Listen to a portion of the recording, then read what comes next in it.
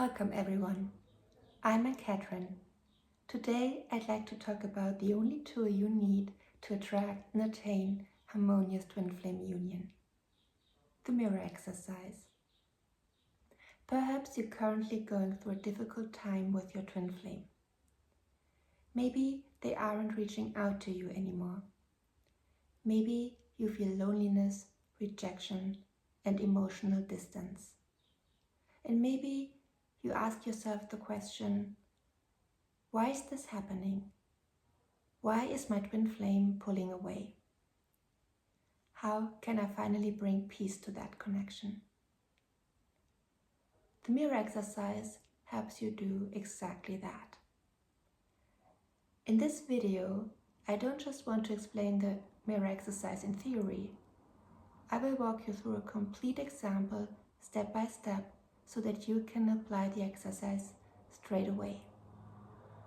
So, grab your journal or your notebook and let's get started. The mirror exercise is based on a central principle. Your outer life reflects your inner consciousness.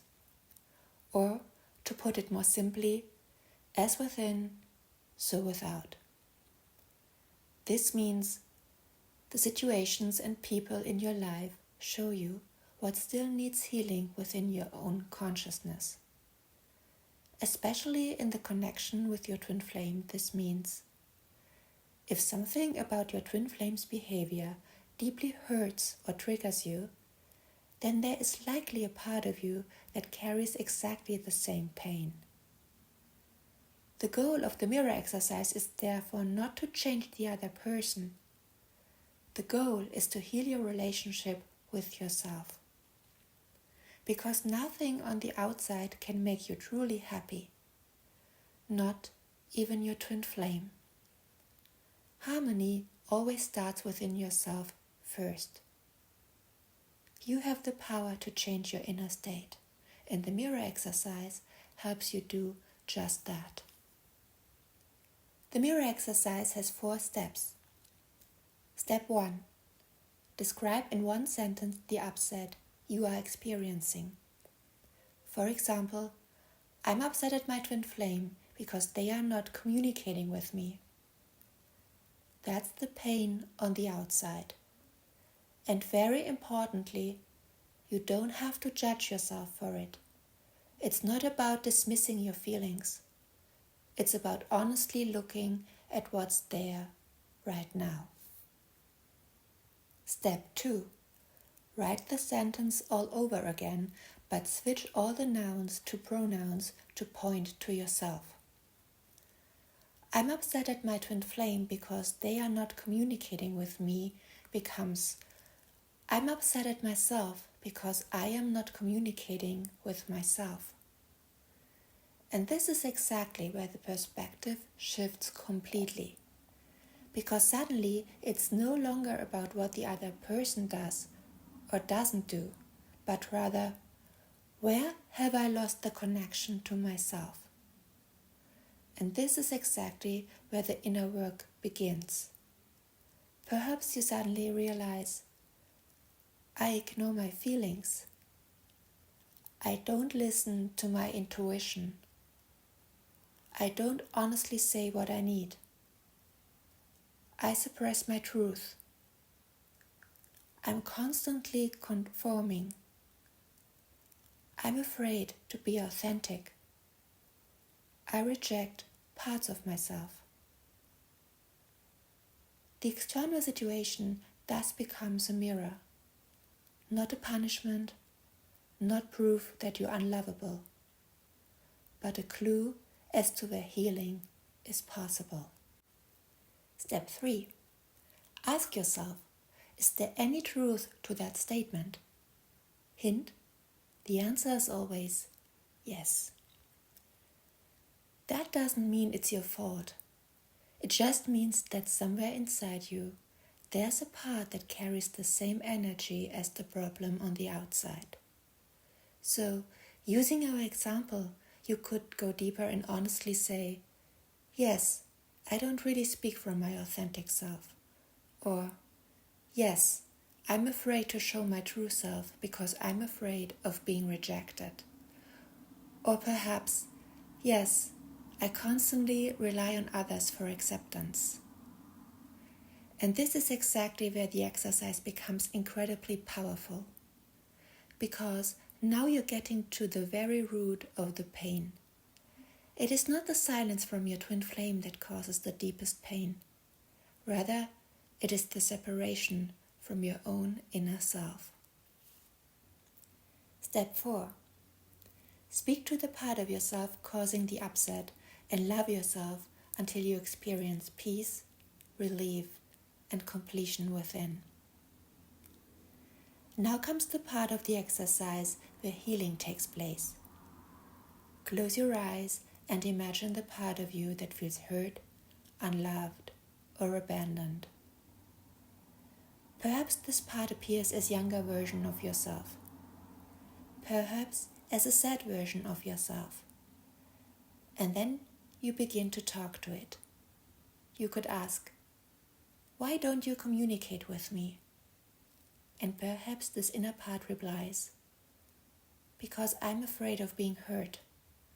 Or, "Because I believe I don't deserve love." Maybe even, "If I'm truly myself, I'll be rejected."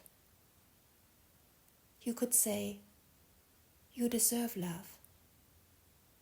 I'm there for you." Then keep listening. If no deeper issue comes up, you can ask that part of you what it needs to feel that it deserves love. Maybe it says, "I need safety.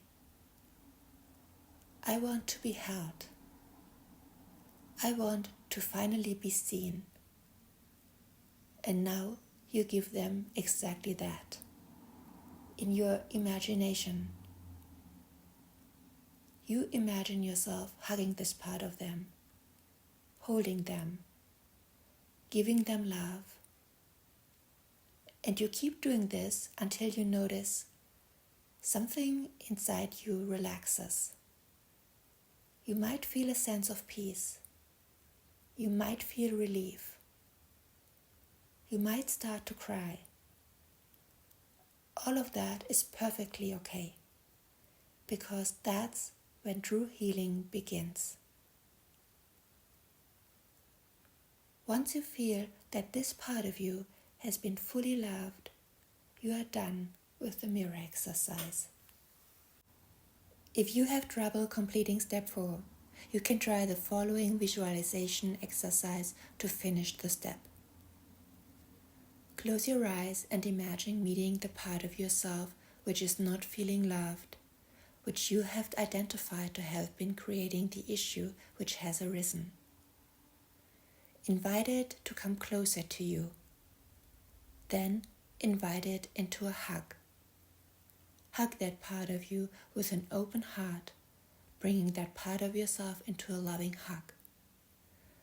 Tell that part of you how much you love it and pull it even closer into you. If they haven't completely melted into you and become part of you, give them more love. Choose to love the part of you calling for love wholly. The mirror exercise brings about a fundamental shift. You stop making your happiness dependent on another person, and instead you start to heal your relationship with yourself. That doesn't mean you don't want a relationship or that your feelings are wrong, but you step out of a place of powerlessness. You start to realize, I can give myself what I've been searching for all along in the outside world. And that is precisely what often changes the energy of your external relationships. Not through control, not through manipulation, but because you are coming back into harmony with yourself. Very important. The mirror exercise does not mean that you have to accept toxic behavior or that you are not allowed to set boundaries. Self-love does not mean giving up on yourself. It's okay to say no. The exercise is designed to support your inner healing, not to excuse unhealthy situations. If you have any questions or would like to work with me, I offer free clarity calls. You find the link in the description box below. I hope this video was helpful and I'll see you in the next one. Bye.